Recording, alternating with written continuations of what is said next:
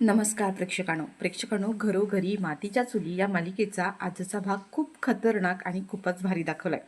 Finally जानकीने ह्या शर्वरीचा खोटा मुखवटा फाडून टाकलेला आहे आणि शर्वरीचा खरा चेहरा सगळ्यांच्या समोर आणलाय. म्हणजेच नानांचा आणि विक्रांतचा खून दुसरा तिसरा कुणी नाही तर शर्वरीनेच केलेला आहे. इव्हन नानांना सुद्धा तिनेच मारलंय.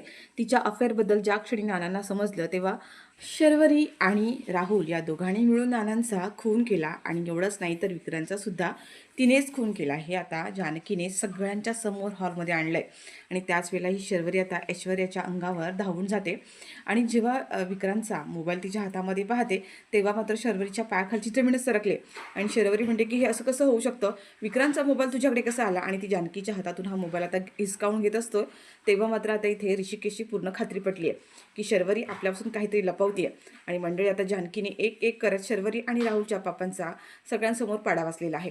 तर मंडळी आजचा भाग खूप इंटरेस्टिंग आहे, त्यामुळे थोडाही स्किप न करता शेवटपर्यंत नक्की पहा आणि चॅनलवर नवीन असाल, चॅनलला अजूनही सबस्क्राईब केलं नसेल तर चॅनल आता सबस्क्राईब करून घ्या.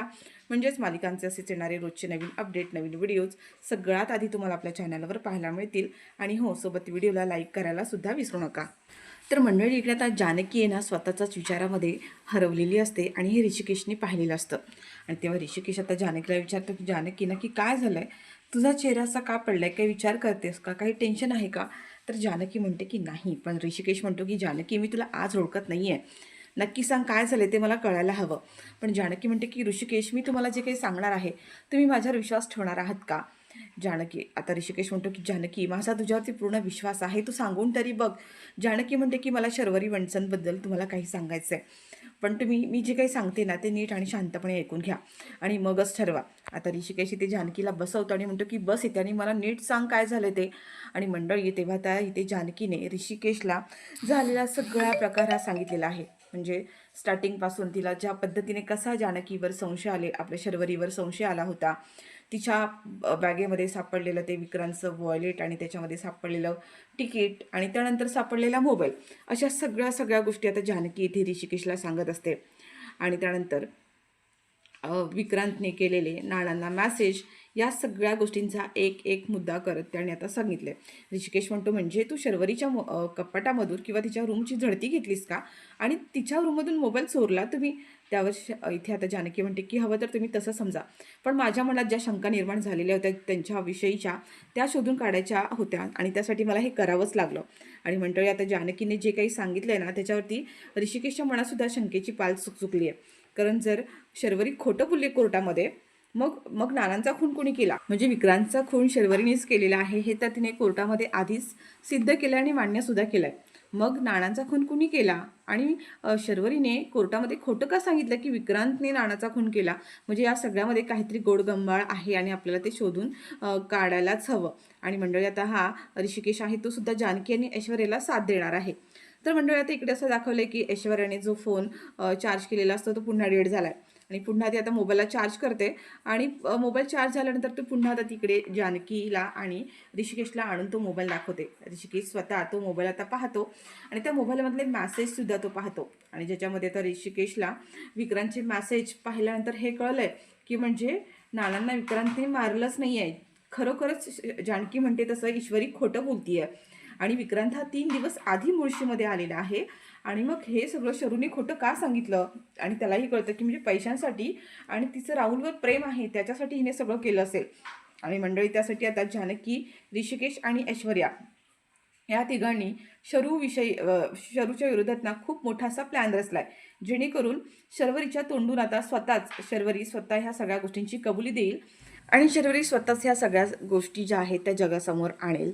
तर मंडळी आता इकडे ह्या तिघांनी असा काही खतरनाक प्लॅन केला आहे ना, ज्याच्यामध्ये शर्वरीला त्यांनी असं दाखवून दिलं आहे की हे तिघंजणं तिच्यावरती मुद्दाम डाऊट घेत आहेत आणि या सगळ्यामध्ये शर्वरी पॅनिक होणार आहे आणि अगदी मंडळी तसंच घडणार आहे. म्हणजे शर्वरीने जो काही विक्रांतचा मोबाईल लपवून ठेवला होता तो मोबाईल सगळ्यांसमोर आणायचा, जे मॅसेज होते त्या सगळ्यांसमोर आणायचे आणि ह्या सगळ्यामध्ये शर्वरी पॅनिक होणार, मॅनिप्युलेट होणार आणि रागाच्या भरात का होईना ती अशी काहीतरी गोष्ट बोलून जाईल ज्याच्यामुळे आपल्याला शर्वरीला रंगेहात पकडता येईल. आणि मंडळी तोच प्लॅन आता इथे तिघांचा जो आहे तो पूर्णपणे वर्कआउट झालेला आहे.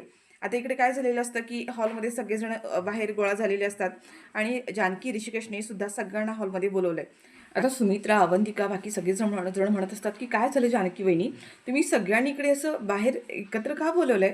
जानकी म्हणते की आज मला तुम्हा सगळ्यांना काहीतरी दाखवायचं आहे. शर्वरी म्हणते की जानकी वहिनी काय झालं, काय दाखवायचं आहे, काही झाले का? त्यावर आता जानकी म्हणते की हो, म्हणजे ज्या गोष्टींची आम्ही कल्पनासुद्धा केली नव्हती अशी गोष्ट झाली आहे. आता शर्वरीला ह्या गोष्टीचा अंदाजही नाही आहे. शर्वरी, राहुलसुद्धा समोर उभे असतात. जानकी म्हणते की शर्वरी वंश, मला तुम्हाला एक गोष्ट विचारायची आहे की तुम्ही कोर्टामध्ये खोटं का बोललात? शर्वरी म्हणते की जानकी वहिनी काय बोलतेस तू? मी काय कोर्टामध्ये खोटं बोलले? मी जे बोलले ते सगळं खरंच होतं. जानकी म्हणते शर्वरी वंश, तुम्ही आता खोटं बोलू नका. तुम्ही कोर्टामध्ये जी काही साक्ष दिली आहे ती पूर्णपणे खोटी दिली आहे हे आम्हाला माहिती आहे. आता इथे शर्वरी पूर्ण ड्रामा करायला सुरुवात करते आणि म्हणते की जानकी वहिनी, तू माझ्यावर आरोप करतेस. अगं, कोर्टामध्ये माझ्यावरती झालेला गुन्हा सिद्ध झालाय, सगळ्या गोष्टी आता स्टॉप झाल्यात आणि तरीसुद्धा तू आता माझ्यावरही असे घाणेरडे आरोप का करतेस? आणि मंडळी, आता सुमित्रा सुद्धा म्हणते की जानकी, हे सगळं काय चाललंय? तू शरीरवर आरोप करतेस. अगं, झालं ना कोर्टामध्ये सगळं सिद्ध झालंय ना, मग आता पुन्हा पुन्हा त्या गोष्टी का करतेस तू? जानकी म्हणते की आई, कोर्टामध्ये जे झालं ते सगळं खोटं होतं, कारण आमचा सुद्धा आंधळा विश्वास बसला होता शर्वरी वंचनवरती आणि म्हणून आम्ही त्यांना जेलमधून बाहेर सोडवलं. पण आत्ता आमचे डोळे उघडले आहेत, आम्हाला आमची चूक समजली आहे आणि म्हणूनच मी आज तुम्हा सगळ्यांना इथे बोलवलंय. आज तुम्हा सगळ्यांना मला ना काहीतरी दाखवायचं आहे. आता इथे लगेच शर्वरी म्हणते की काय दाखवायचं आहे? जानकी वहिनी काय बोलतेस तू? आणि तेवढ्यात आता जानकी शर्वरीला म्हणते की शर्वरी वंश, मी तुम्हाला शेवटची संधी देते. तुम्ही कोर्टामध्ये खोटं का बोलात हे आम्हाला सांगा पहिलं. शर्वरी म्हणते मी कोर्टामध्ये काहीच खोटं बोलली नाही आहे. जे काही सांगितलं ते सगळं खरं खरं सांगितलेलं आहे. जानकी म्हणते की नाही शर्वरी वंश, तुम्ही कोर्टामध्ये खोटं सांगितलं की विक्रांत भाऊजींना तुम्ही सेल्फ डिफेन्ससाठी मारलं होतं, कारण ते नानांना मारण्यासाठी आले होते. पण तसं झालेलं नाही आहे. आणि तुम्ही हेही सांगितलं होतं कोर्टामध्ये की ज्या दिवशी नाना एक्सपायर झाले, नानांवर हल्ला झाला, त्याच दिवशी विक्रांत जो आहे तो मुळशीमध्ये आला होता. पण असं नाही आहे, विक्रांत भाऊजी 3 दिवस आधी मुळशीमध्ये आले होते. आणि तुम्ही सगळ्यांना हेही सांगितलं की विक्रांतने बऱ्याच लोकांकडून कर्ज घेतलं होतं, पैसे घेतले होते आणि ते लोक तुमच्या मागावरती आहेत आणि त्यांना पैसे द्यायचे आहेत. पण असं काहीही झालेलं नाही आहे. विक्रांत भाऊजींनी कोणाकडूनही पैसे घेतलेले नाही आहेत. उलट तुम्हीच त्यांच्याकडून पैसे घेऊन, त्यांच्या नकळत पैसे घेऊन ते पैसे उधळले आहेत. जानकी आता ही शर्वरी म्हणते की जानकी वहिनी, तू माझ्यावर खूप खोटे आणि घाणेरडे आरोप करतेस. तुला कळतंय का तू काय करतेस ते? जानकी म्हणते शर्वरी वंश, मी कोणतेही खोटे आरोप करत नाही आहे. मी जे खरं आहे तेच बोलतीये. कारण मंडळी, आता इकडे जेव्हा ऐश्वर्याने तो फोन रिचार्ज केला असतो, पुन्हा चार्ज केलेला असतो, तेव्हा ह्यांच्या हाती आहे ना आणखीन एक असा मोठा पुरावा लागलाय हा. आणि आता ती जानकी सगळ्यांसमोर आणणार आहे तो पुरावा. तर मंडळी, आता इकडे जानकी म्हणते की ऐश्वर्या, दाखवतो मोबाईल इकडे. आणि ऐश्वर्याकडे असलेला मोबाईल आता जानकीकडे देते ती. आणि जानकीच्या हातामध्ये तो मोबाईल पाहिल्यानंतर मात्र शर्वरीच्या आणि राहुलच्या मात्र पायाखालची जमीन सरकली आहे. शर्वरी लगेच म्हणते की हा मोबाईल तुझ्याकडे कसा काय आला? आणि मंडळी, ज्या क्षणी आता ही शर्वरी जानकीच्या हातामध्ये तो मोबाईल पाहते ना, धावतच येते ती आणि जानकीच्या हातातून तो मोबाईल हिसकावून घेत असते. पण जानकी आता तो मोबाईल शर्वरीला देत नाही आणि म्हणते की नाही शर्वरी वंश, हा मोबाईल तुम्हाला मिळणार नाही आहे. एवढे दिवस तू हा मोबाईल आमच्यापासून लपून ठेवलास. खरं तर ना, मला त्याच वेळेला संशय यायला हवा होता की विक्रांत भाऊजींचा कॉन्टॅक्ट होत नव्हता आणि त्यांचा मोबाईल तुमच्याकडे सापडला. तेव्हाच मला कळायला हवं होतं की तुम्ही काहीतरी आमच्यापासून लपवताय. शर्वरी चिडते आणि रागात म्हणते की जानकी वहिनी बस हा, तू वयाने मोठी आहेस म्हणून मी तुझा आदर करते.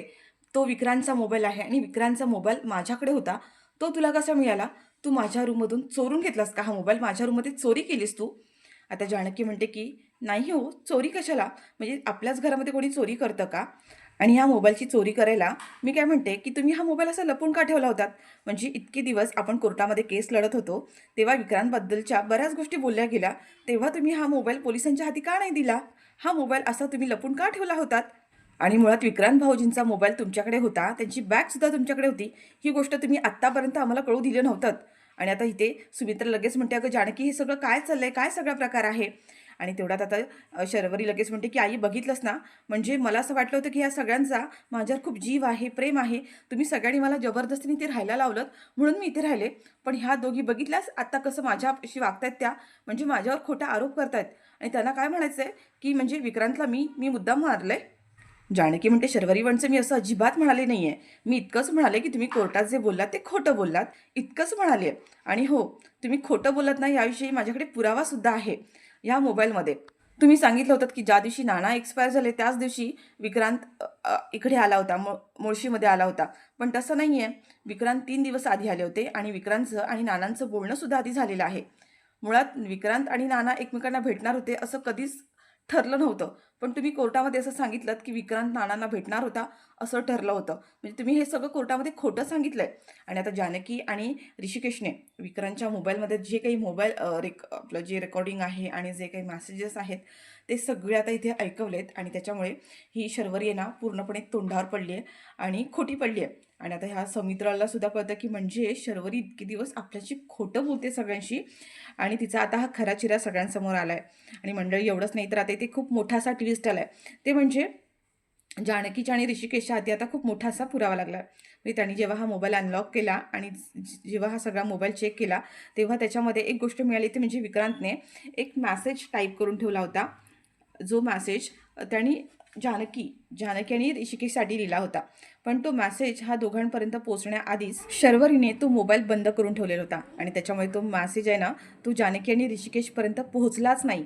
आणि मंडळी तो मेसेज वाचल्यानंतर खूप मोठ्या अशा सत्याचा उलगडा झाला आहे. म्हणजे कशा पद्धतीने ह्या शर्वरीने आणि राहुलने विक्रांतला कशा पद्धतीने फसवलं होतं, हे सगळं काही विक्रांतने आता त्यांच्यासमोर आलेलं आहे. आणि आता जानकीने हा सगळा जो मेसेज आहे तो आता सगळ्यांसमोर वाचून दाखवला आहे. तर विक्रांतने कोणताच पैशांचा फ्रॉड केला नव्हता किंवा कोणाकडूनच कर्ज घेतलं नव्हतं किंवा नानांकडून कधीच पैशांची मागणी केली नव्हती.